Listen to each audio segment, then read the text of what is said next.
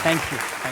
मुझे मालूम है बहुत दिन के बाद हम मिल रहे हैं, बहुत दिन से आपने आपकी अदालत के फ्रेश एपिसोड्स नहीं देखे हैं, तो आज एक इतिहास रचा जाएगा और मैं खुश हूं आप सब इस नए इतिहास के गवाह होंगे।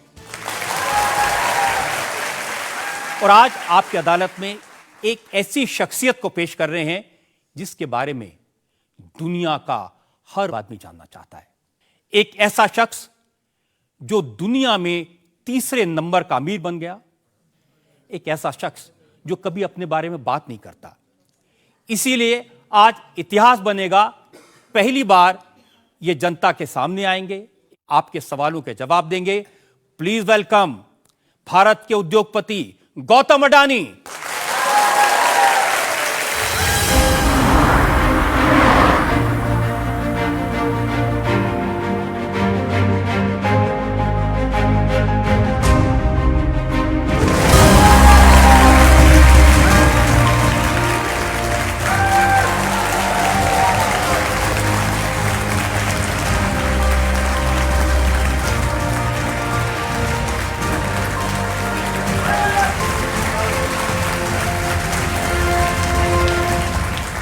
गौतम अडानी पर आज के इस खास मुकदमे के लिए हमारी जज भी खास हैं, जो ऐसे इंस्टीट्यूशन को हेड करती हैं जहां पर बिलियनर बनाए जाते हैं, जहां पर करोड़पति अरबपति बनाए जाते हैं। World famous Shriram college of commerce की प्रिंसिपल डॉक्टर सिमरत कौर,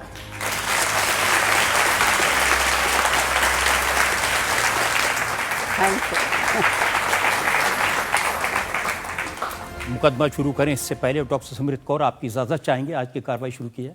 बिल्कुल शुरू की जाए। तो इससे पहले कि मैं गौतम भाई आप पर इल्जाम लगाऊं, आपसे सवाल पूछूं, मैं जनता को बताना चाहता हूं गौतम अडानी के बारे में। दुनिया के टॉप 3 रिचेस्ट लोगों में से एक, एशिया के सबसे अमीर गौतम अडानी की कहानी एक फिल्म के स्क्रीन प्ले जैसी है।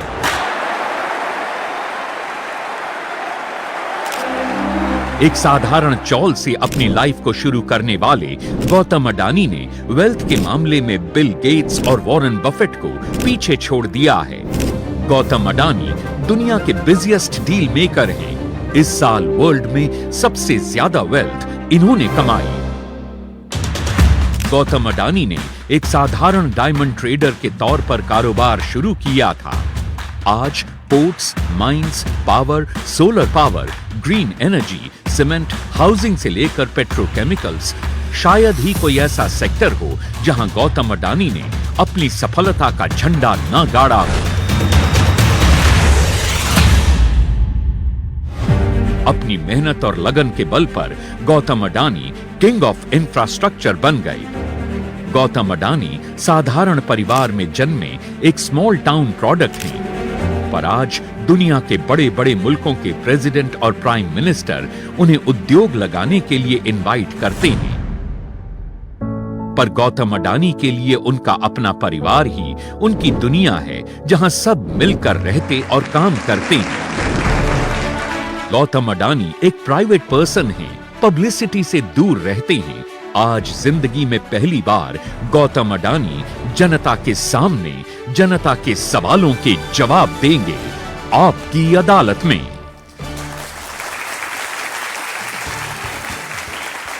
आपकी अदालत में पहला इल्जाम जाने माने उद्योगपति गौतम अडानी। आपकी अदालत में सबसे चर्चित उद्योगपति गौतम अडानी पर इल्जाम है कि इन्होंने पैसा कमाने का फॉर्मूला छुपा कर रखा है। गौतम भाई, भगवान से तो सब मांगते हैं कि थोड़ा हमें भी दे दे, लेकिन लगता ऊपर वाला सिर्फ आपकी सुनता है। मैं कई दिन से रिसर्च कर रहा हूं कि भाई आपकी वेल्थ कितनी है, हर रोज बढ़ जाती है और लगता है जब तक आपकी अदालत खत्म होगा आप 1000-2000 करोड़ रुपए और बढ़ा देंगे उसमें। तो फॉर्मूला क्या है, कैसे कमाते हैं? रजत भाई, पहले तो मैं आपका और आपके दर्शकों का आपकी अदालत में आपने मौका दिया तो मैं उसका शुक्रगुजार हूँ।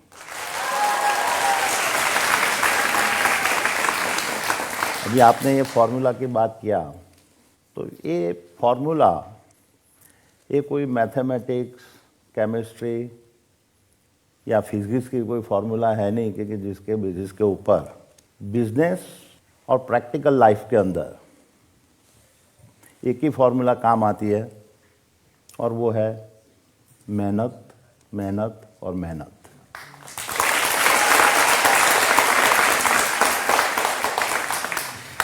और मैं देखता हूँ कि मेरे में मेरी फैमिली का सपोर्ट, मेरे सीनियर लोगों का सपोर्ट, मेरी टीम का सपोर्ट, और सबसे ऊपर भगवान का आशीर्वाद और उनकी कृपा मेरे पे रही है। मैं नियत से काम करता हूँ और मैं मानता हूँ कि यही वजह है, और उसका कोई शॉर्टकट नहीं है। ये कोई भी सक्सेसफुल आदमी होने के लिए आप नियत और मेहनत और बाकी आप ऊपर वाले के ऊपर छोड़ दो, और वही एक फॉर्मूला है। अब देखिए ऊपर वाले पर भी कितना छोड़े गौतम भाई।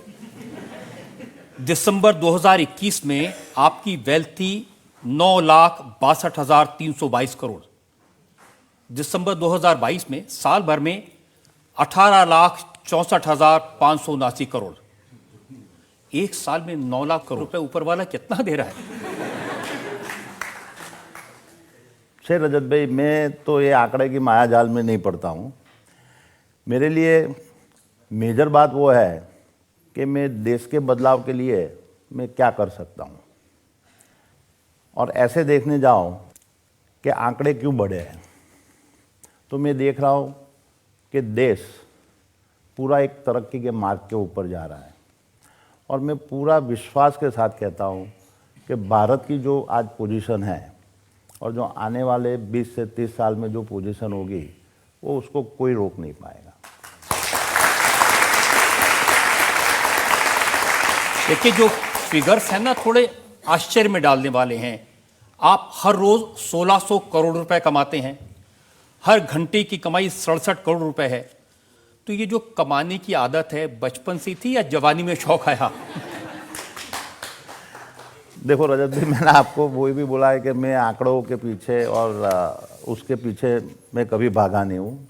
मैं 15 साल का था, 10वीं कक्षा पास करके ऐसे फैमिली के ऐसे संजोग बने कि जो मैं पढ़ाई पूरा किए बिना, ग्रेजुएशन किए बिना मैं मुंबई के लिए निकल पड़ा। वो सफ़र 4 साल का रहा, और उसके बाद मैं वापस अहमदाबाद आया। बॉम्बे ने मेरे को काफ़ी चीज़ें सिखाई, हार्ड वर्क कैसे करना है सिखाया, और उसके बाद में ये मेरी बिजनेस की जर्नी चालू हुई। मिडिल क्लास फैमिली थी, बिजनेस की फैमिली थी, बिजनेस में आए थे, और एक जुस्सा था 15 साल का, 19 साल का लड़का, और उसमें मेरे फैमिली के बिजनेस के अलावा मेरे को कुछ और करने की एक अंदर से एक प्रबल इच्छा थी। मेरी फैमिली ने काफ़ी मेरे को सपोर्ट किया, और उसके बेसिस के मैं आगे निकला। मूडी बहुत कम थी, वो मूडी के अंदर मेरे को आगे चलाना था। मुश्किलें काफ़ी थी, काफ़ी लोग एस्टेब्लिश थे, लेकिन मैं देखता हूँ कि मेरी ज़िंदगी में अलग अलग टाइम में कई लोगों ने मेरे को मेरी सफलता पाने के लिए मेरे को सपोर्ट किया है, और मैं आज देखता हूँ कि आज जो भी हूँ वो उसकी वजह से हूँ। पढ़ाई में आपके दोस्त मुझे बताते हैं आप काफ़ी तेज थे, लेकिन आपने बीच में पढ़ाई छोड़ दी? नहीं, मैं पढ़ाई में होशियार था। मैं इंजीनियरिंग टेक्निकल सब्जेक्ट रखा था, मैथ्स में भी अच्छा था, पर ऐसे संजोग आए कि मैंने बोला कि पढ़ाई को बाद में देखेंगे, और मैं बिजनेस के रास्ते में चला गया। अब गौतम भाई, आपके चक्कर में बहुत सारे लोग पढ़ाई छोड़ देंगे कि पढ़ाई छोड़ने से पैसा बनता है।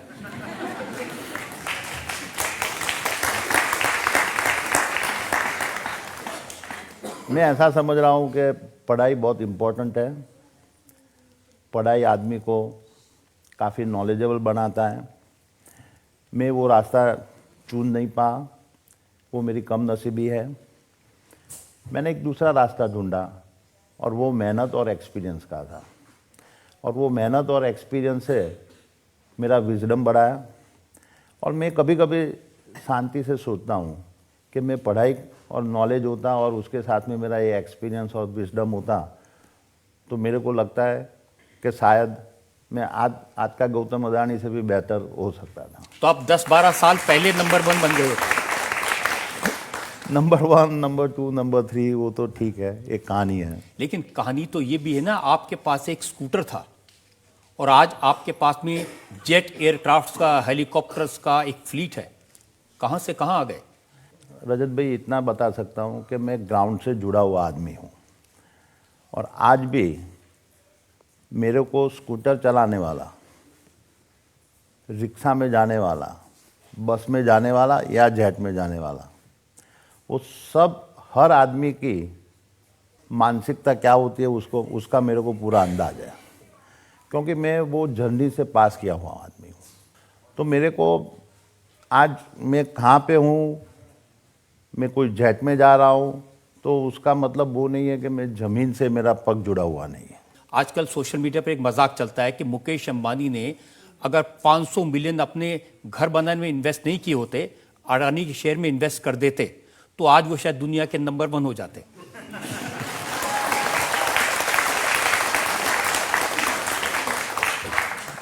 देखो, सोशल मीडिया में रजत भाई ऐसा है कि काफ़ी क्रिएटिविटी चलती है, लोगों को उसको एंटरटेनमेंट भी मिलता है। मैं उससे ज़्यादा उसमें कुछ नहीं देख रहा हूँ। लेकिन देखिए ना, एक ज़माने में लोग बात करते थे टाटा बिरला, अब सिर्फ बात होती है अडानी अंबानी। देखो, टाटा बिरला अपने देश के बहुत सम्मान्य उद्योग गुरु है।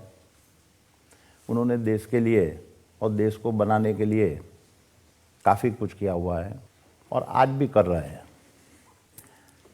तो हर ग्रुप का एक आगे पीछे आता है और मैं समझ रहा हूँ कि इंडिया की सबसे बड़ी ताकत ऐसी है कि हम कितने और नए नए उद्योग गुरु को खड़ा किया जाए, और वही पूरी अपने भारत की ताकत है। आपने पैसा कमाया, बड़े बने, तो इसमें खतरे भी कुछ ज़्यादा होते हैं। कोई भी बिजनेस कोई रिस्क फ्री नहीं होता है। आप कितना कैलकुलेटिव रिस्क लेते हो, वो रिस्क लेने की आपकी खुद की क्षमता कितनी है। और ऐसा मैं नहीं बोलूँगा कि आज जो जिस जगह पे हूँ और मेरे को मुश्किलों का सामना नहीं करना पड़ा है, पर आपके दिल में एक परसिवियरेंस होना चाहिए कि हर मुश्किलें आएगी, हर अच्छा वक्त आएगा, हर बुरा वक्त आएगा, आप उसमें किस तरह से अड़ग होके रहते हो और उसके फिर भी आप मुकाम को आगे लेके जाने के लिए पूरी मेहनत कर रहे हो। अब आपकी 1-2 मुश्किलों की बात करना चाहता हूँ। एक वक्त में आपको किडनैप कर लिया था और जान पर बनाई थी।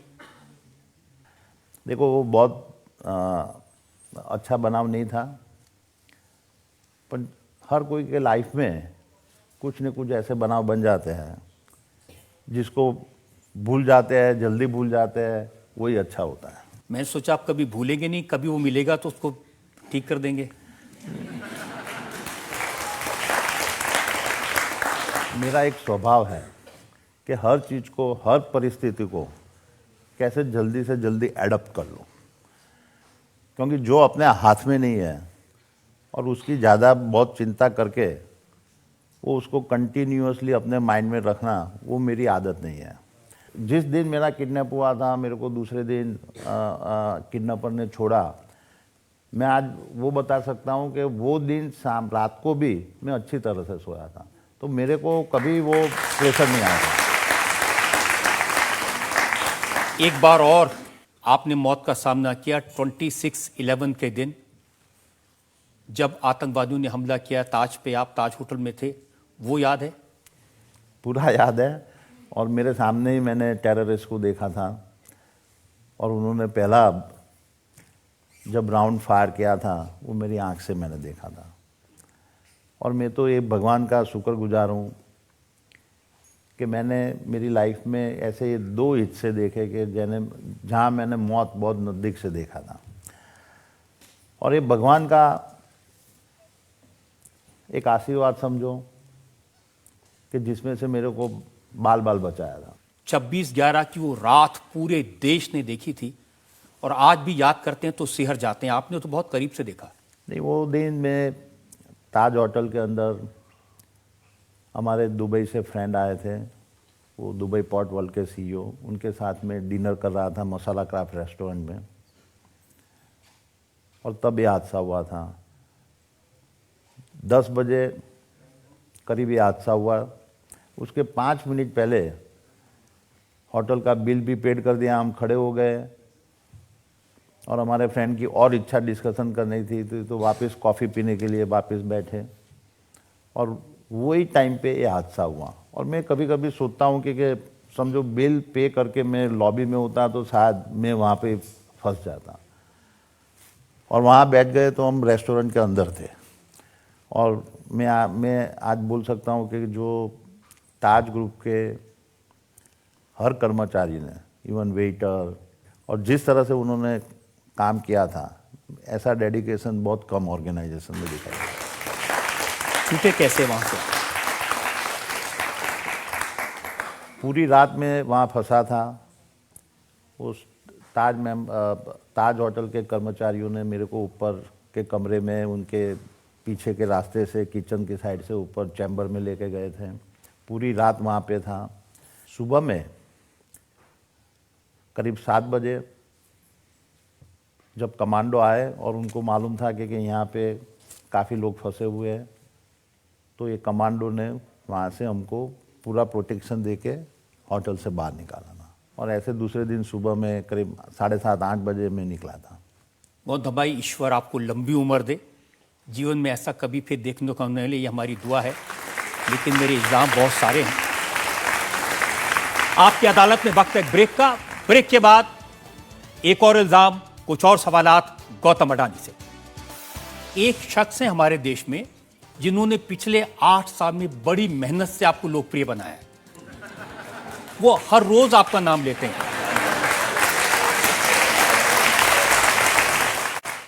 साल नया, मुकदमा नया, मेहमान नए, सवाल नए,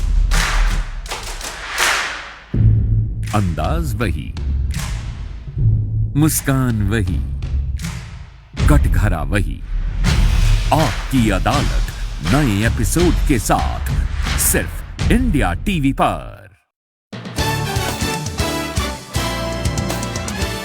आपकी अदालत में आज मेरे मेहमान हैं जाने माने उद्योगपति गौतम अडानी। आपकी अदालत में अगला इल्जाम गौतम अडानी। आपकी अदालत में सबसे बड़े उद्योगपति गौतम अडानी पर आरोप है कि ये एहसान फरामोश हैं।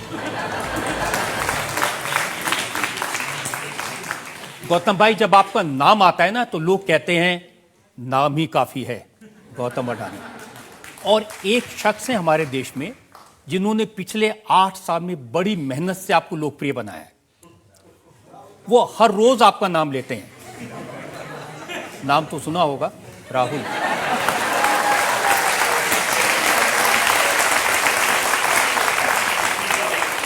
लेकिन इल्जाम यह है कि आपने कभी उनको शुक्रिया तक अदा नहीं किया, थैंक यू नहीं कहा। देखो रजत भाई, राहुल जी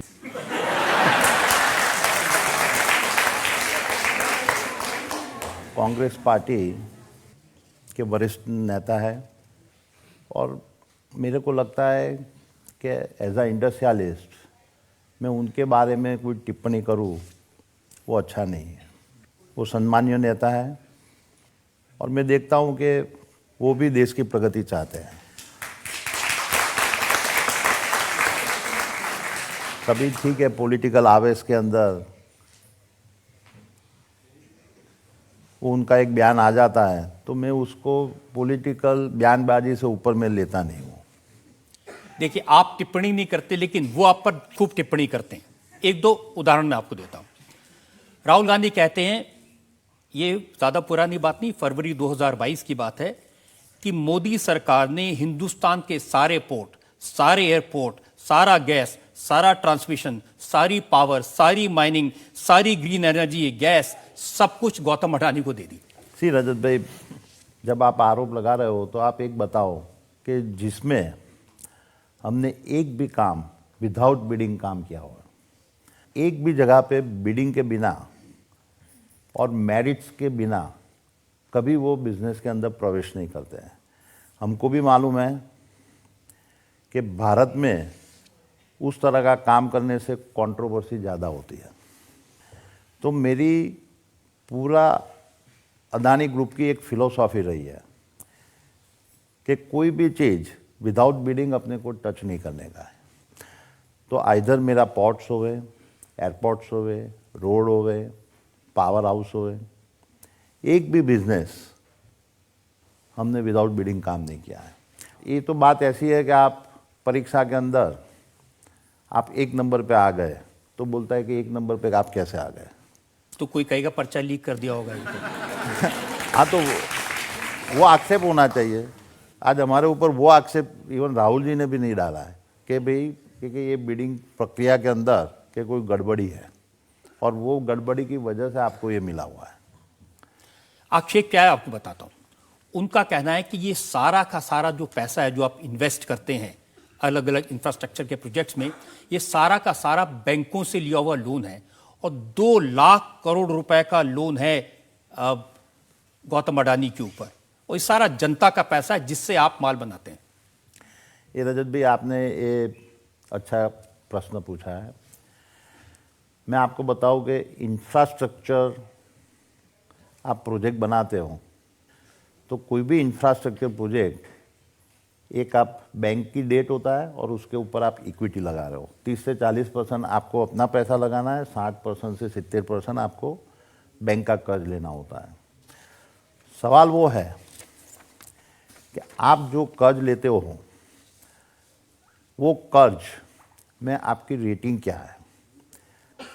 आज मैं आपके माध्यम से ये बताना चाहता हूँ कि हमारे कर्ज के अंदर अदानी ग्रुप एक ही ग्रुप इंडिया में है जिसकी साख, और वो साख कोई पॉलिटिकल और कोई बैंक नहीं देती है, वो इंडिपेंडेंट रेटिंग एजेंसी उसको देती है और वो पूरा का पूरा तुम्हारा फाइनेंशियल एनालिसिस करके देती है और जिसके बेसिस के ऊपर जिसको लोन देना हो वो लोन देते हैं। और वो साख इवन इंडिया की भी होती है, जितनी इंडियन बैंक की भी होती है और उसमें हर कॉरपोरेट की भी होती है। आज ये अदानी ग्रुप के हर कंपनी जो इंडिया की खुद की रेटिंग है यानी भारत की, उसके बराबर है, which is a sovereign rating. जब भी अदानी ग्रुप को इतनी डिसिप्लिन और रेटिंग है कि आज तक मेरे 25 साल के इतिहास में हमने कभी एक दिन का कभी पेमेंट डिले हुआ है या इंटरेस्ट में कोई कटौती हुई है। और जब भी अदानी ग्रुप को जब भी पैसा चाहिए जो भी डेवलपमेंट के लिए, सब लोग देने के लिए तैयार है। राहुल गांधी कहते हैं कि ये जो कुछ मिल रहा है ना ये मोदी जी दिलवा रहे हैं। आप देखोगे मैं 2013 के बाद में जो वो टाइम पे 80% पैसा हम इंडियन बैंकों से लेते थे, जो आज हमारा उसके ऊपर अभी आज 35% हो गया है और हमने पूरा का पूरा इंटरनेशनल मार्केट में ग्लोबल रेटिंग करके हम चले गए। तो आज ग्लोबल के अंदर कोई इंडिया की किसी की कहने से और बोलने से कोई पैसा नहीं देता है, वो तो उनका रेटिंग और उनकी गवर्नेंस के हिसाब से ही देता है। और मैं आपको बताना चाहता हूँ कि हमारे हर कंपनी की रेटिंग जो है और हमारे डिस्क्लोजर्स है, और वो डिस्क्लोजर के ऊपर अभी हमारी एक कंपनी को world wide 3rd ESG level के ऊपर उसको अवार्ड मिला है। तो ये जो है ये आरोप पूरा का पूरा बेबुनियाद है। अभी ठीक है, पॉलिटिकल उनको बताने के लिए बताते हैं, तो उसका जवाब तो जो लैंडर्स और बोरोवर हम हैं, लैंडर्स हैं, आज हमको कभी वो दोनों के बीच में कभी तकलीफ नहीं हुई है। ज्यादातर लोन आपको सरकारी बैंकों से मिलता है और 40% लोन 2020 से 2022 के बीच मिला।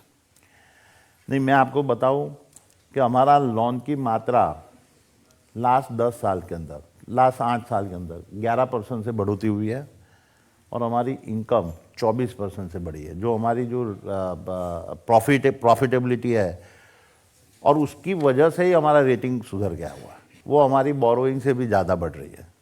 बहुत सारे लोग ये कहते हैं कि अगर कभी अडानी का बलून फटा तो सारे बैंक बर्बाद हो जाएंगे। ये तो कई क्रिटिक्स लोगों की एक इच्छा रहती है, पर मैं आपको बताऊं कि अडानी की एसेट्स जो लोन है उससे भी 3 से 4 गुना ज़्यादा है। तो वो कोई किसी का पैसा अनसिक्योर्ड नहीं है। तो ये गुब्बारा उड़ता रहेगा, कभी फटेगा नहीं। इंडिया जब तक आगे बढ़ता रहेगा, ये गुब्बारा आगे आगे चलता रहेगा। अब हम कुछ जनता के सवाल लेंगे। आप फर्स्ट। आपने बोला कि नंबर्स आपके लिए इंपॉर्टेंट नहीं है, माया है, लेकिन हमें बहुत गर्व होता है जब हमें पता चलता है कि दुनिया के सबसे अमीर आदमी जो हैं वो हमारे देश से हैं। मेरा सवाल ये है कि आपने ज़िंदगी में बहुत बड़े बड़े रिस्क लिए होंगे, तो क्या कभी डर नहीं लगा? जब आप रिस्क लेते हो तो आपको उसका अंदाज़ा मालूम होना चाहिए। आज हमने कहीं कहीं जगह पे रिस्क लिए, मैं ऐसा नहीं बोलूँगा कि सब में हम सफल हुए, कहीं कहीं जगह पे फेल्योर भी हुए। तो रिस्क लेने के बाद में आपकी इतनी ताकत होनी चाहिए कि मैं ये नैया पार कर दूँगा, और उसके लिए आपको परसिवियरेंस चाहिए। मुश्किलें आएगी, कोई भी आप कार्य करते हो तो ऐसा नहीं है कि आपके पास सफलता की चाबी आपके हाथ में आ जाएगी। पहले मुश्किल ही उसमें आएगी, पर लेकिन आपका इंटेंशन अच्छा होगा और आप उसके ऊपर परसिवियरेंस से काम करते रहेंगे, तो मेरा अनुभव है कि विफलता नहीं मिलती है।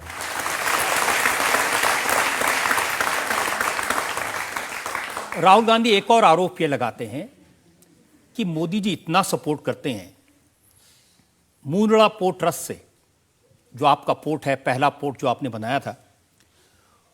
2021 के सितंबर में वहां से 20,000 करोड़ रुपए की ड्रग्स पकड़ी गई। 2022 में मई में 500 करोड़ की ड्रग्स पकड़ी गई, और फिर जुलाई 2022 में 375 करोड़ की ड्रग पकड़ी गई। और वो पूछते हैं कि कौन है जो बचा रहा है अडानी को। मैं तो देखता हूँ कि ये जो ड्रग्स पकड़ा है, तो आपने कभी उस तरह से सोचा कि ये ड्रग्स ये पकड़ा, वो बहुत अच्छी बात है। और कोई भी ड्रग्स आज जाता है तो इमीडिएटली पकड़ में आ जाता है।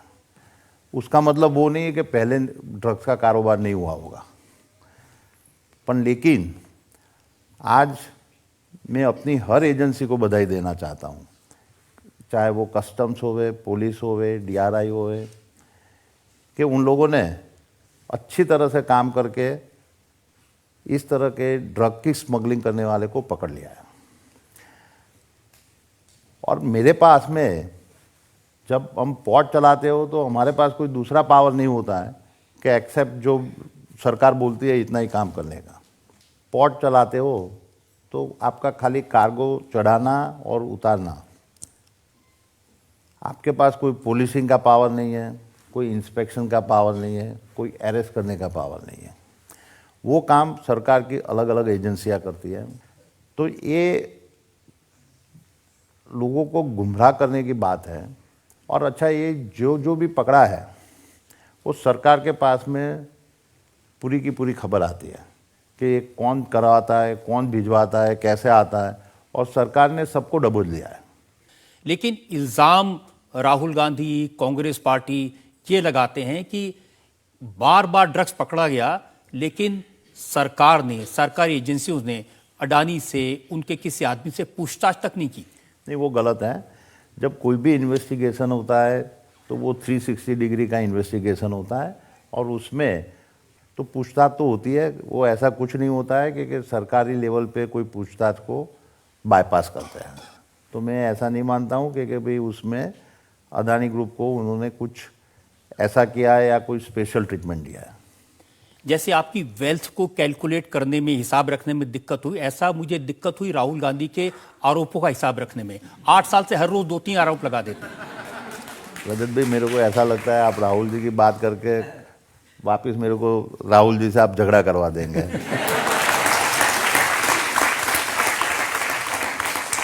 और कल और एक और स्टेटमेंट कर देंगे। तो मैं मानता हूँ कि राहुल जी एक सम्मानीय नेता है।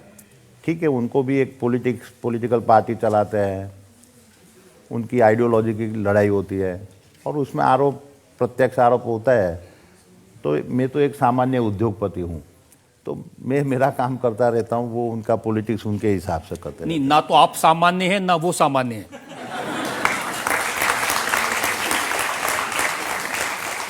और देखिए उन्होंने क्या कहा, उनको इस बात से भी प्रॉब्लम है कि जो नरेंद्र मोदी स्टेडियम है, वो कहते हैं उसमें जो क्रिकेट की पिच है, एक एंड का नाम अडानी एंड क्यों है?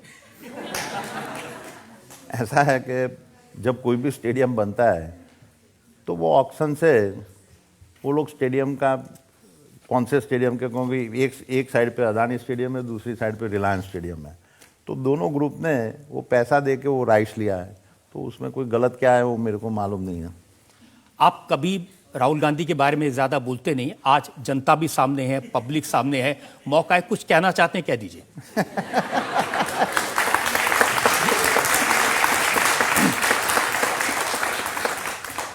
2014 के चुनाव के बाद में, वो चुनाव के वक्त और उसके बाद में जो कंटिन्यूअसली राहुल जी ने हमारे पे अटैक किया है, तो उससे आप लोगों को भी अदानी कौन है वो जानने का मौका मिला और उसकी वजह से मैं आज यहाँ पे हूँ।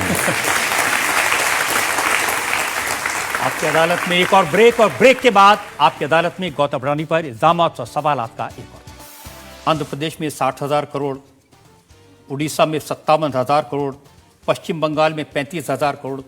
लेकिन इसके बावजूद लोग कहते हैं मोदी अडानी का चौकीदार है। लोग कहते हैं कि मोदी ने अडानी को बनाया। साल नया, मुकदमा नया, मेहमान नए, सवाल नए, अंदाज वही, मुस्कान वही, कटघरा वही। आपकी अदालत नए एपिसोड के साथ सिर्फ इंडिया टीवी पर। Welcome back. आपकी अदालत में आज हम मुकदमा चला रहे हैं जाने माने उद्योगपति गौतम अडानी पर। आपकी अदालत में अगला इल्जाम। आपकी अदालत में सबसे चर्चित उद्योगपति गौतम अडानी पर इल्जाम है कि ये छुपे रुस्तम हैं। गौतम भाई, इतनी देर से मैं आपसे राहुल गांधी के बारे में पूछ रहा था, लेकिन आप हैं छुपे रुस्तम। राहुल गांधी अपनी भारत जोड़ो यात्रा के दौरान आरबीआई के फॉर्मर गवर्नर रघुराम राजन से बात कर रहे थे और उन्होंने कहा कि मैंने पार्लियामेंट के एक चौकीदार से बात की। ये वो वाले चौकीदार नहीं, असली चौकीदार। और उस चौकीदार ने राहुल जी को यह बताया कि उसने 4 साल पहले अडानी के शेयर खरीदे थे और बहुत फायदा हुआ, वो लखपति बन गया। तो वो तो तारीफ भी कर रहे हैं आपकी। नहीं, उनको कौन से संदर्भ में वो चर्चा हो रही होगी मेरे को मालूम नहीं है, पर मेरे लिए कोई भी आम आदमी, वो छोटा निवेशक है या बड़ा है, जब वो अदानी ग्रुप में इन्वेस्ट करने के बाद में जब वो पैसा कमा रहा है, तो उससे ज़्यादा मेरे को और क्या खुशी हो सकती है। और उसका मेरे ख्याल से राहुल जी ने तो बहुत नेचुरल वे पे बात किया होगा और उसमें तो जो भी आउटकम आया होगा वो हमारे फेवर के लिए था या नहीं था वो मेरे को मालूम नहीं है। भाई, फेवर के लिए तो था, क्योंकि कांग्रेस आलोचना करती है, राहुल गांधी आलोचना करते हैं, और आप राजस्थान में राहुल गांधी की पार्टी की सरकार में अशोक गहलोत के लिए 68,000 करोड़ रुपए इन्वेस्ट कर देते हैं। राजस्थान में जो पोटेंशियल है, और नॉट राजस्थान, जो स्टेट के अंदर जो पोटेंशियल है, वो उसके लिए अदानी ग्रुप डेवलपमेंट के लिए कमिटेड है। और आपने देखा होगा कि थोड़ी मीडिया भी कंट्रोवर्सी खड़ा करने चाहती है, और उसमें मैंने बाद में भी सुना कि इवन राहुल गांधी जी ने प्रेस कॉन्फ्रेंस में उन्होंने हमारा इन्वेस्टमेंट की भी सराहना किया है। तो मैं मानता हूँ कि राहुल गांधी की कोई ऐसी नीतियाँ नहीं है कि जो डेवलपमेंट के खिलाफ है। तो हमारा तो मकसद रहेगा कि हर स्टेट में जाके जहाँ जहाँ पॉसिबल है वो इतना मैक्सिमम हम इन्वेस्टमेंट करें। आप कह रहे हैं कि वो डेवलपमेंट के खिलाफ नहीं है, लेकिन कांग्रेस पार्टी का नारा है आम आदमी बेहाल, अडानी मालामाल।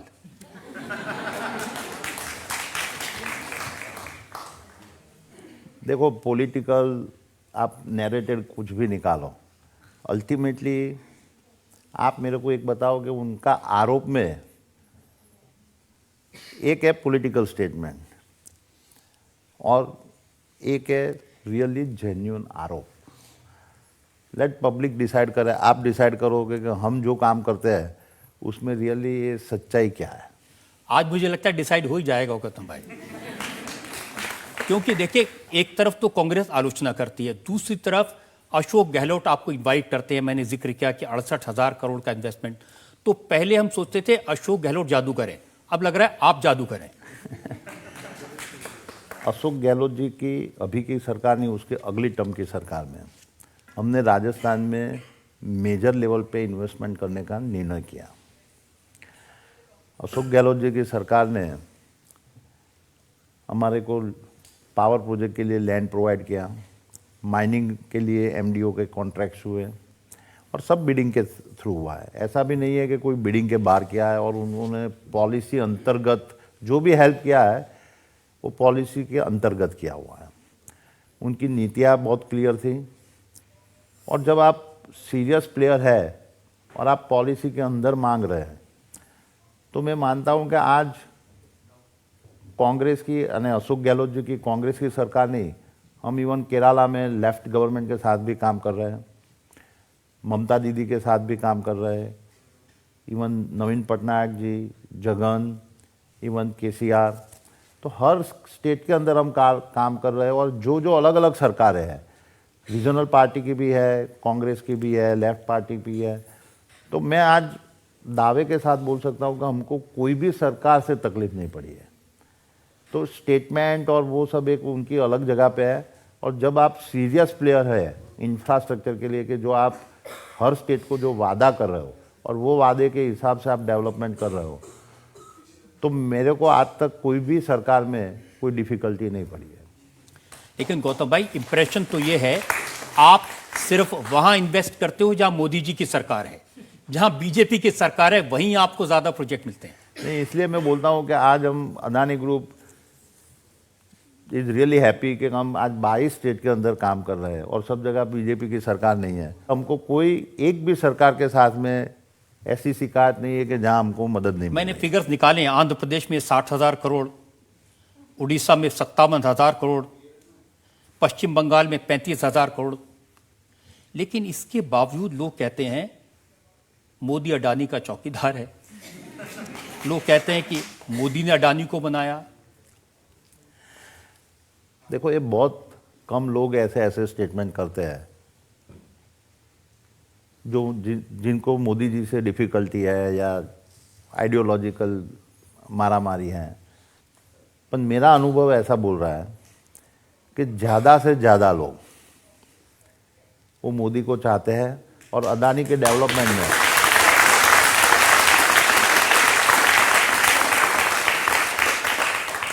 और अदानी के डेवलपमेंट के मॉडल में उनको कोई बाधा नहीं दिखाई देती है।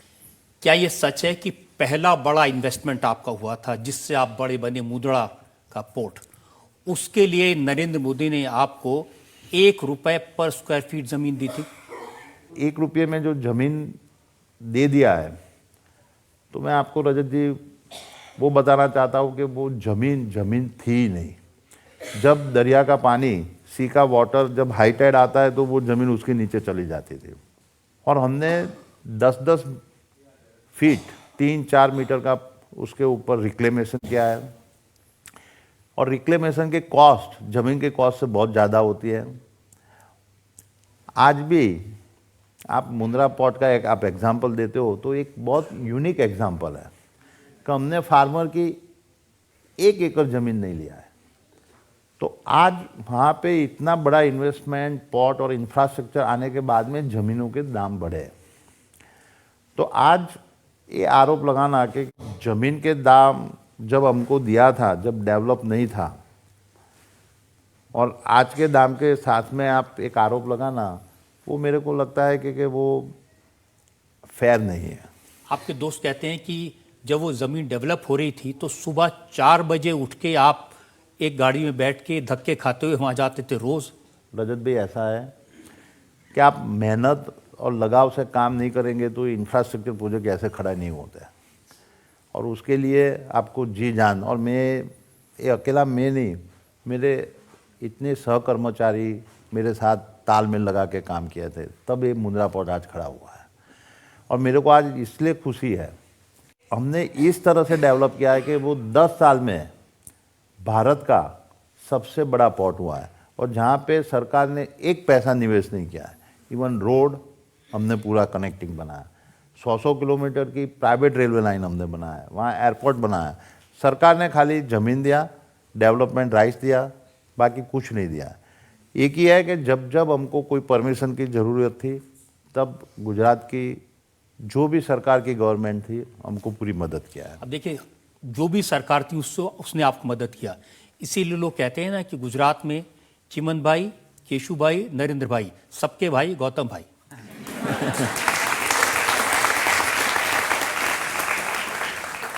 जी रजत भाई, मैं आपको बताऊं कि ये अदानी ग्रुप का अनुभव नहीं है। गुजरात में जो उद्योगपति है, सबका सेम अनुभव है, क्योंकि गुजरात की गवर्नमेंट आज से नहीं, इवन माधव सिंह के टाइम से भी और उसके पहले से भी वो इंडस्ट्रीज फ्रेंडली है। तो जो भी नीतियाँ बनती है वो इंडस्ट्रीज को अट्रैक्शन करने के लिए बना है, क्योंकि अदरवाइज गुजरात में कोई रिसोर्सेज नहीं है। ड्रॉट एवरी 2-3-4 साल में ड्रॉट होता था। ये नर्मदा का कैनाल का पानी आने से पहले वो परिस्थिति थी, और उसके बावजूद भी इंडस्ट्रियलाइजेशन में आगे थे, और जब हमारा जन्म नहीं हुआ था उसके पहले भी गुजरात आगे था। तो ऐसी बात नहीं है कि ये अदानी के लिए कोई स्पेशल फेवर हुआ है। आप कह रहे हैं कि आपने किसान की 1 इंच भी जमीन नहीं ली।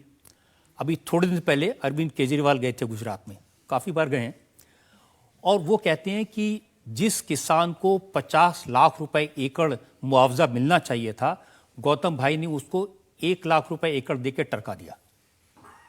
देखो रजत भाई, ऐसा आरोप होता तो फॉरगेट अबाउट केजरीवाल, वो फार्मर खुद ही आरोप कर लेता। आज तक आपने कभी सुना है पेपर में भी कि कोई फार्मर ने हमारे खिलाफ में गुजरात के कोई एक्विजिशन के लिए कोई फरियाद किया है? तो डरते तो नहीं आपसे? आज तक हमने मुंद्रा में एक भी जमीन फार्मर से लिया नहीं है। जो भी जमीन लिया वो सरकारी अनसर्वेड लैंड, जिसके ऊपर पानी समुद्र का आ जाता था, वो ज़मीन को हमने रिक्लेमेशन करके वहाँ पे डेवलपमेंट किया है। और वो डेवलपमेंट आज इतना 50,000 1 लाख करोड़ का इन्वेस्टमेंट की वजह से ज़मीनों के दाम आसमान पे चले गए, और उसका पूरा का पूरा आज वो फार्मर को मिल रहा है।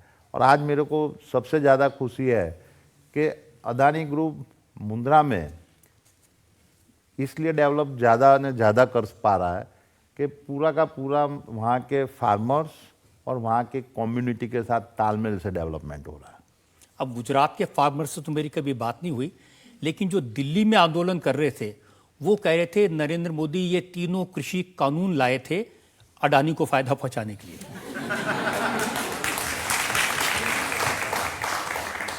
जी रजत भाई, ऐसे देखने जाओ तो हम लोगों का कृषि में बहुत लिमिटेड एक्सपोजर है। वो थोड़े बहुत है। हम फूड कॉरपोरेशन ऑफ इंडिया के लिए वेयरहाउस हमने बनाए थे, और वो वेयरहाउस के अंदर का जो भी व्हीट है वो अदानी ग्रुप ने कोई भी बाय नहीं किया है, और कभी उसकी मालिकी के नहीं थे। वो food corporation minimum support price में जो फार्मर से लेते हैं वो स्टोर करते हैं, और बिलो पॉवर्टी लाइन के लिए जो सिटीजन को जो सप्लाई करना है वो उसका काम। तो हम तो खाली एक इंफ्रास्ट्रक्चर प्रोवाइड किया था। नहीं, आरोप ये लगा कि आपको पहले से बता दिया गया था कि ऐसा बिल आने वाला है, आपने पहले से इंफ्रास्ट्रक्चर तैयार कर लिया, आपने वहाँ कोल्ड स्टोरेज बना लिए ताकि आपको उसका फायदा हो। देखो, पहले तो वो बेबुनियाद बात है। आज फार्मर प्रोडक्ट बनाता है, उसको मालूम नहीं है कि मार्केट में डिमांड क्या है, तो जब उसका प्रोड्यूस बाहर आता है तो मार्केट नीचे हो जाता है। स्टोरेज की कोई जगह नहीं है। लेकिन अगर वो कृषि कानून लागू हो जाते तो अडानी को कुछ फायदा होता उसमें या नहीं होता? मैं मानता हूँ कि ये कानून अच्छा था, और वो मैं इसलिए नहीं मान रहा हूँ कि इसमें अदानी ग्रुप को फ़ायदा हो रहा था या नहीं हो रहा था। मैं जेन्युइनली एज अ सिटीजन, क्योंकि मैं पहले भारत का एक नागरिक समझ रहा हूँ, फिर उसके बाद अदानी ग्रुप साम्राज्य की बात आती है, तो मैं मानता हूँ कि वो कानून अच्छा था। कि कम नसीबी है कि उसको पॉलिटिकल टर्न करके इसको खारिज कर दिया गया, क्योंकि देश आज मैं देख रहा हूँ कि आज अपना 40 से 50% आबादी डायरेक्टली और इनडायरेक्टली एग्रीकल्चर के ऊपर आधारित है, और अपने देश की इतनी ताकत है कि अपने भारतवर्ष को नहीं, भारत देश को नहीं, पूरे वर्ल्ड को वो फूड सप्लाई कर सके, इतनी ताकत है। और वो ताकत लेने के लिए आपको मेजर प्रॉब्लम है, इंफ्रास्ट्रक्चर की कमी है। लोगों को रेल से सामान नहीं पहुंच रहा है, कोल्ड स्टोरेज नहीं है, वेयर हाउसिंग नहीं है। तो एक साइड पे उपभोक्ता है, उनको अच्छी चीज़ें नहीं मिल रही है, और दूसरी साइड से फार्मर को आमदनी नहीं मिल रही। अदानी शायद ऐसे कानून आते तो फर्दर कितना इन्वेस्टमेंट कर सकते थे इंफ्रास्ट्रक्चर में, जिसमें फार्मर्स को फ़ायदा होता है।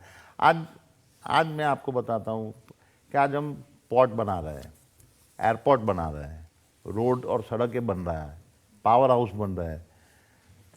तो ये अदानी फैमिली या अदानी ग्रुप के लिए बिजली और पोर्ट सप्लाई करने के लिए नहीं है, ये देश की जनता के लिए है।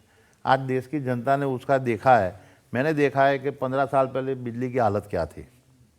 आपके इवन नोएडा में भी आपको बिजली चली जाती थी, और आज आपको अनइंटरप्टेड मिल रही है। आज एयरपोर्ट पे ये इतनी सुविधाएं खड़ी हुई है, रोड ऐसे अच्छे बने हैं। तो मैं मानता हूँ कि इंफ्रास्ट्रक्चर ही एक है देश की तरक्की करता है, और ये जितने अपने नवयुवान साथी लोग हैं, आज उसका एस्पिरेशन बढ़ रहा है, इतनी आपकी जॉब क्रिएट हो रही है। तो ये देश को आगे ले जाने के लिए इंफ्रास्ट्रक्चर का ज़्यादा ने ज़्यादा बढ़ावा होवे, उसके अलावा कोई दूसरा रास्ता नहीं है। तो आपने तो काफ़ी किया, आपने इंफ्रास्ट्रक्चर बना दिया, एयरपोर्ट, पोर्ट्स बनाए, रोजगार दिए। मोदी जी ने आपके कुछ किया या नहीं किया?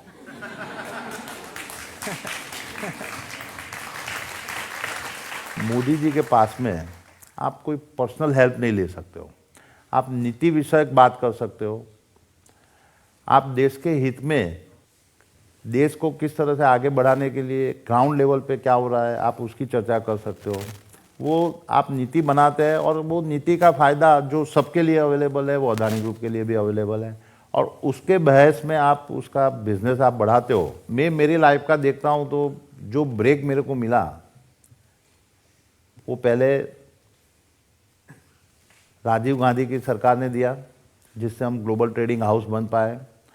दूसरा ब्रेक मिला मेरे को जिसके वजह से नरसिंह राव जी की सरकार थी, और उन्होंने पब्लिक प्राइवेट पार्टनरशिप के लिए डेवलपमेंट के ऊपर आगे बढ़ा, और एक देश को पूरा इंडस्ट्रियलाइजेशन की नई दिशा दिखाई।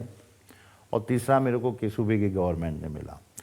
आपकी बात सही है कि मोदी जी ने भी वो टाइम पे, क्योंकि मोदी जी 12 साल के लिए वहाँ पे मुख्यमंत्री रहे, और मैं गर्व से आज बोल सकता हूँ कि हमको बहुत एक अच्छा अनुभव मोदी सरकार में भी हुआ है। लोग ये जानना चाहेंगे ना कि ये सिर्फ अडानी जी अमीर होते जाएंगे या देश भी कभी अमीर होगा?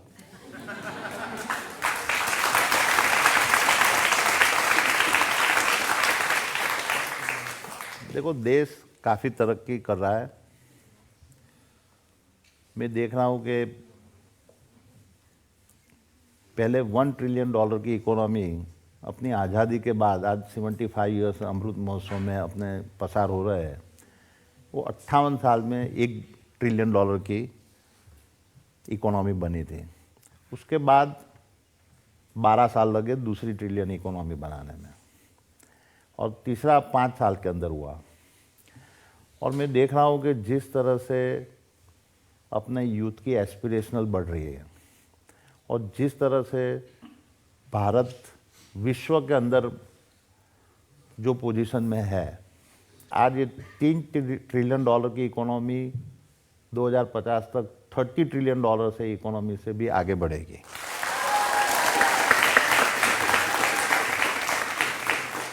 और ये $30 ट्रिलियन इकोनॉमी क्या बता रही है कि आपकी पर कैपिटा इनकम बढ़ेगी और इतना ये डेवलपमेंट में से ही रोजगारी पैदा होगी।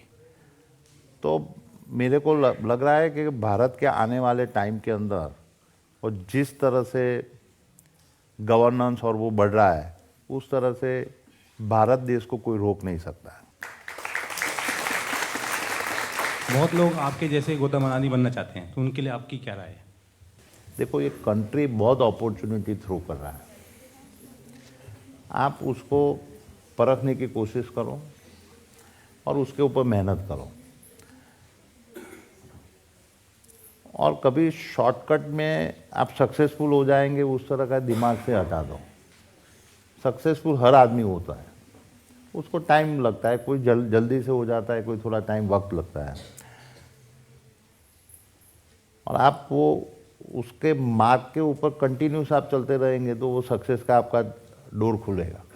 और उसमें मेरे को कोई आपके अंदर में वो उसकी रुचि होनी चाहिए। ऐसा नहीं कि मैं उसको देख लिया मैं वो बन जाऊंगा। आप उसके चक्करों में छोड़ दो। आपको जो अंदर से रुचि है जो चीज़ की, वो रुचि के ऊपर आप आगे बढ़ो।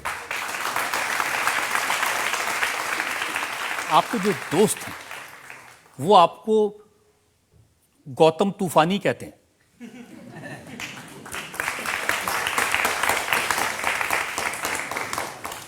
दोस्तों अलग अलग नामों से बताते रहते हैं, पर मैं ऐसा तूफानी नहीं हूँ। हमें तो लगता है कि आप खुद ही एक तूफान हैं। आपको ऐसा लगता है? आपकी अदालत में एक और ब्रेक के बाद इल्जामात और सवालात का सिलसिला जारी है। इन्होंने इतना पैसा भी कमा लिया, बिजनेस के गुरु भी बता दिए, अब वो पढ़ाई पूरी नहीं कर सके कॉमर्स की, तो एसआरसीज में एडमिशन मिल जाएगा इनको? साल नया, मुकदमा नया, मेहमान नए, सवाल नए, अंदाज वही, मुस्कान वही, कटघरा वही। आपकी अदालत नए एपिसोड के साथ सिर्फ इंडिया टीवी पर। Welcome back.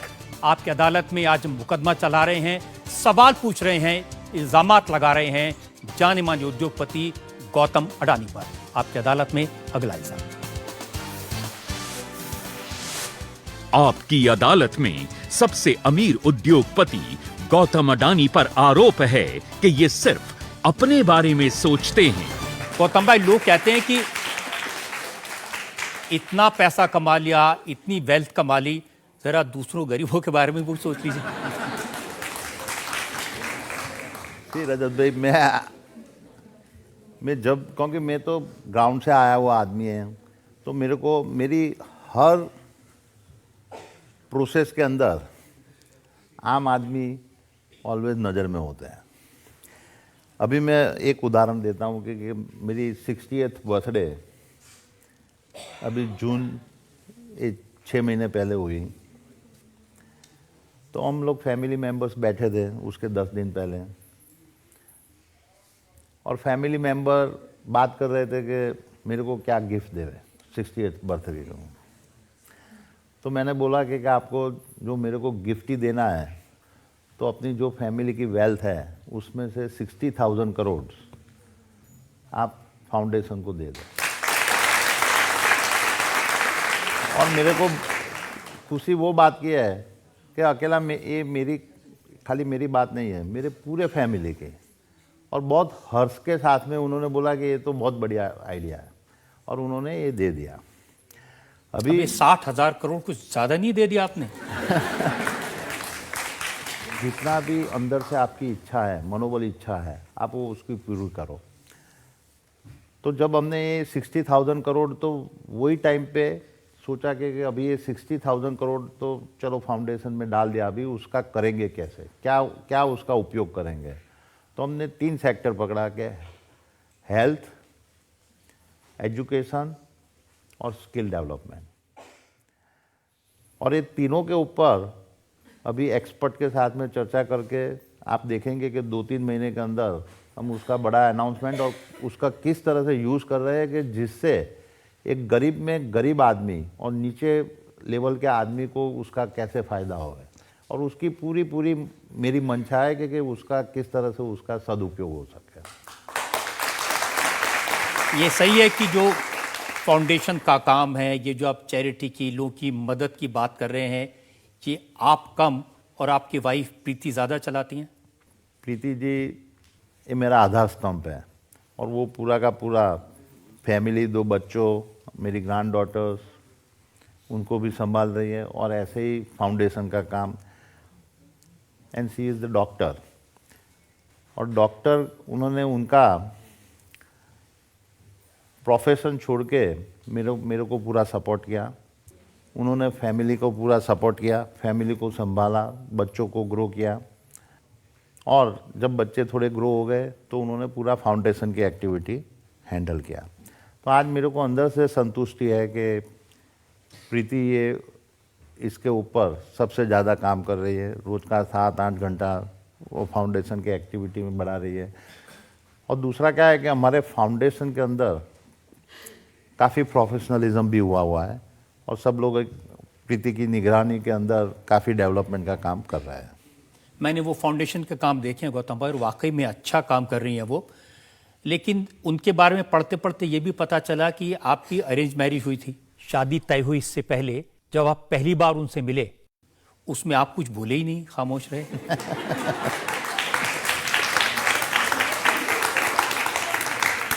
ऐसे भी मैं रजत जी, मैं बहुत साय आदमी हूँ, और मैं अनपढ़ आदमी और वो डॉक्टर, तो नेचुरली थोड़ा मिसमैच तो था ही। आपसे प्रश्न ये है कि आप का इतना बड़ा एम्पायर है, आप इतना व्यस्त रहते हैं, इतना व्यस्त स्केड्यूल रहता है आपका, तो आप अपनी फैमिली के लिए टाइम कैसे निकाल पाते हैं और खुद को रिलैक्स करने के लिए कैसे टाइम निकालते हैं? ये बहुत अच्छा प्रश्न है। मैं आपको बताऊं कि मैं हफ्ते में 3 दिन अहमदाबाद से बाहर रहता हूँ। जब 4 दिन जब होता हूँ तब मैं ऑफिस में थोड़ा लेट जाता हूँ, 10:30-11 बजे जाता हूँ, क्योंकि मेरा रात को ऑफिस से आने में 11-12 बज जाता है। मैं मॉर्निंग में 6:30 बजे उठ के 1-आध घंटा मेरी एक्सरसाइज और वो ख़त्म करने के बाद मैं 2-2.5 घंटा मेरी ग्रैंड डॉटर से, मेरी वाइफ और बच्चों के साथ में डाइनिंग टेबल के ऊपर बातचीत करता हूँ, गपशप मारता हूँ, न्यूज़पेपर पढ़ता हूँ। तो वो जो मेरा दिन का है कि 2-1 घंटा मैं उनके साथ में। दूसरा, मैंने एक नियम बनाया है कि ऑफिस में भी होता हूँ तो लंच टाइम में मेरे हर फैमिली मेम्बर डाइनिंग रूम में होते हैं, जो भी अवेलेबल है, और उससे काफ़ी चर्चा और वो हो जाती है। And that is how basically I am spending time with family. अब आप ये नहीं बता रहे कि पत्ते भी खेलते हैं? ये सीक्रेट है कि मैं रात को जाता हूँ तो प्रीति के साथ में मैं रमी पपलू गेम खेलता हूँ, 8-10 गेम खेलता हूँ, और मैं बोलूँगा वो ज़्यादा टाइम वही जीतती है। सर, आप करोड़ों लोगों के रोल मॉडल हो, आपका कोई रोल मॉडल जो आप हम सबके साथ शेयर करना चाहो? धीरूभाई अंबानी। आज एक देखने जाओ तो मैं उसको थोड़ा रोल मॉडल के रूप में देख रहा हूँ, और वो इसलिए कि उन्होंने भी उनके कार्यकाल में जिस तरह से रिलायंस इंडस्ट्रीज़ को, वो टाइम पे उनकी इकोनॉमी पूरी खुली भी नहीं थी, फिर बाद में खुली है, और जिस तरह से उन्होंने एक देश को एक दिशा दिखाई है कि बड़ा किस तरह से सोचना चाहिए और उसको किस तरह से, और उससे मैं काफ़ी प्रभावित हूँ, क्योंकि मुकेश भाई ने उसके बाद में काफ़ी आगे बढ़ाया। वो अलग है, अपन first generation point of view, और मैं समझ सकता हूँ कि जब किसी के पास पैसा नहीं होता है लेकिन विचार बहुत बड़े होते हैं तो वो आपको ऑलवेज अट्रैक्ट करते हैं। एंड पर्टिकुलरली जो मैं फर्स्ट जनरेशन एंटरप्रेन्योर्स हूँ, तो वो नेचुरली मैं देखता हूँ कि उन्होंने बहुत अच्छा काम किया। मुकेश अंबानी से आपकी जोड़ी है, दोस्ती है इस नाम की तरह, या कंपटीशन है? नहीं, मुकेश भाई मेरे बहुत अच्छे मित्र हैं और मैं उनका भी काफ़ी रिस्पेक्ट कर रहा हूँ।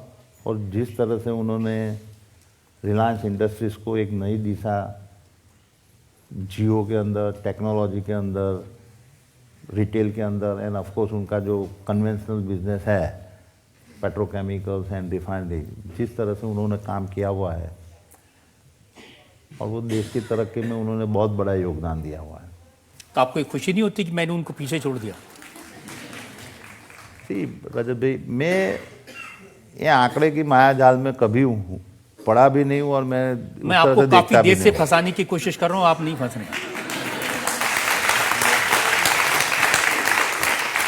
अब जो बड़े बड़े लोग आपके पास आते हैं, अब मैंने देखा कि ब्रिटेन के प्राइम मिनिस्टर आपके ऑफिस में आए, सिंगापुर के डिप्टी प्राइम मिनिस्टर आपके यहाँ आए, तो फिर उनको कैसे हैंडल करते हैं?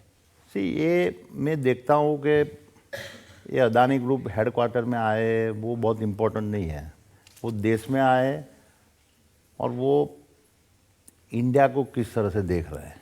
और ये मैं बदलाव मैं देख रहा हूँ कि अलग अलग प्रधानमंत्री और डिग्निटरीज जब आते हैं और वो आज इंडिया को कम्प्लीटली दूसरी तरह से देख रहे हैं। और ये सबसे बड़ा संतुष्टि है कि now they are basically looking India and Indian industrialist very seriously. वो आपको इनवाइट करते हैं अपने यहाँ बिजनेस सेटअप करने के लिए, तो वो जो देशों के हेड ऑफ स्टेट्स हैं वो क्या सोचते हैं इंडिया के बारे में, क्या सोचते हैं नरेंद्र मोदी के बारे में? मैंने एक देख रहा हूँ ये नरेंद्र भाई की खासियत, और वो था कि how to use our Indian diaspora. आज ऐसी बात नहीं थी कि इंडियन डायस्पोरा नरेंद्र मोदी जी जब प्रधानमंत्री बने तभी हुआ है, वो पहले से इतने सालों से थे। दूसरे प्रधानमंत्री के सामने उन्होंने ये देखा कि ये प्लेटफॉर्म को किस तरह से बेहतर यूज़ करें, और उसने सरकारी कोई खर्चे के बिना, आप अमेरिका जाओ या कोई भी कंट्री में जाओ, आप 50,000 पब्लिक आप इकट्ठा होती है और वो संगठित मात्रा में जब ये सिटीजन्स इकट्ठा होते हैं तो उसकी वैल्यू और उसकी रिस्पेक्ट उन्होंने कम्प्लीटली दूसरी तरह से वो बनाई है। और आज उसका फ़ायदा हर सिटीजन, जो इवन वहाँ के सिटीजन है, इंडियन ओरिजिन है, आज उनको भी मिला है। आज इंडियन को मैं देख रहा हूँ कि कम्प्लीटली डिफरेंट रिस्पेक्ट से देख रहा है, तो उसमें उनका ये योगदान जो है बहुत सराहनीय है। अब मैं ज़रा हमारी जो जज हैं, प्रिंसिपल साहिबा हैं एसआरसीसी की, अब इन्होंने इतना पैसा भी कमा लिया, बिजनेस के गुरु भी बता दिए, अब वो पढ़ाई पूरी नहीं कर सके कॉमर्स की, तो एसआरसीसी में एडमिशन मिल जाएगा इनको?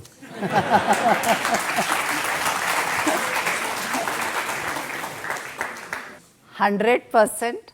जिस दिन आप कॉमन एंट्रेंस एग्जाम में 100% लाएंगे, 100% आपको एसआरसीसी में एडमिशन मिलेगा।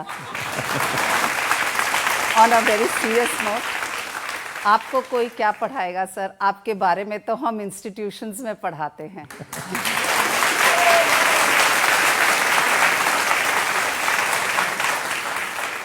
गौतम भाई, आपने सब सवालों के अच्छे जवाब दिए।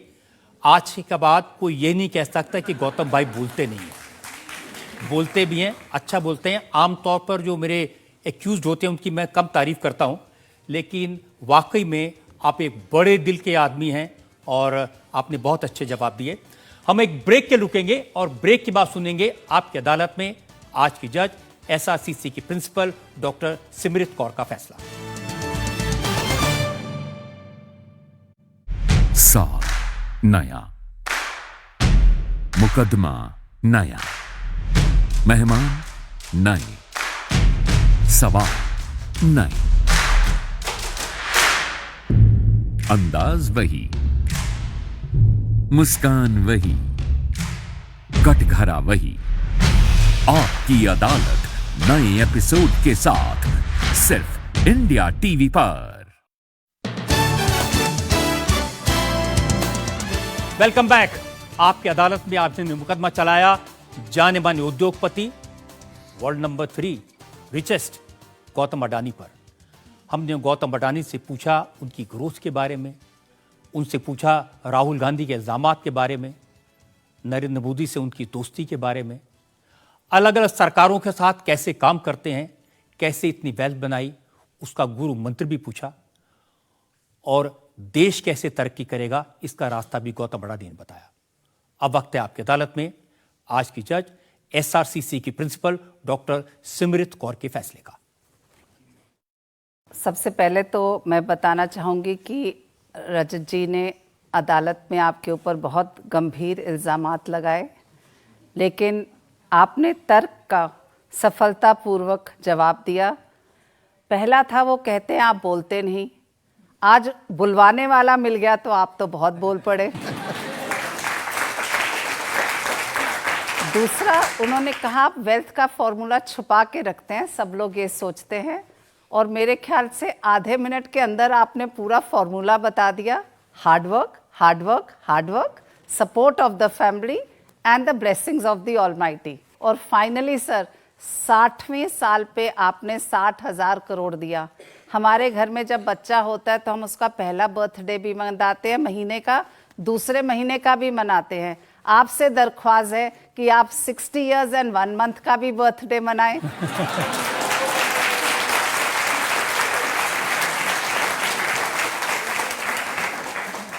60 इयर्स 2 मंथ्स का बनाए और हजारों साल जिए।